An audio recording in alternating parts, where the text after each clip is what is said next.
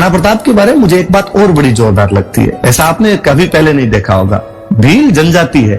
जब हम अक्सर जातियों जनजातियों की बात करते हैं, हम अक्सर कहते हैं कि भारतीय समाज में छुआछूत हुआ करती थी और ये भारतीय समाज का अकट्ट सत्य है, इससे कोई भी इनकार नहीं कर सकता, जो प्राचीन काल से लेकर मध्यकाल होते हुए अब तक कहीं ना कहीं किसी ना किसी रूप के अंदर जारी है। पहले नहीं हुआ होगा, लेकिन बाद के अंदर ये व्यवस्था जैसे जाति व्यवस्था में ढली थी, उसके बाद ये व्यवस्था आ गई थी।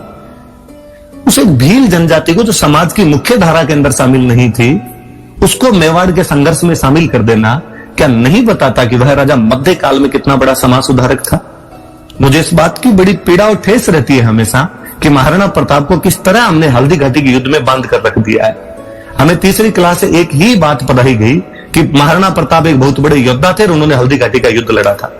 कम्युनिस्ट इतिहासकार तो फिर यहां तक कहेंगे कि हल्दी घाटी युद्ध में प्रताप हार भी गए थे, पर चूंकि उन्होंने संघर्ष किया था इसलिए तुम उनको पढ़ लो।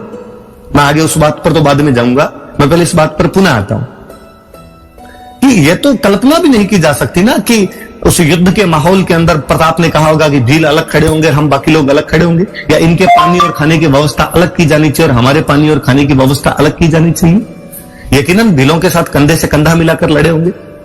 एक समाज की मुख्य धारा से कटी हुई एक जाति को यदि समाज के साथ जोड़ रहा था, लेकिन वो सर्वोदय के सिद्धांत को लागू कर रहे थे कि सबका साथ सबका विकास आवश्यक है।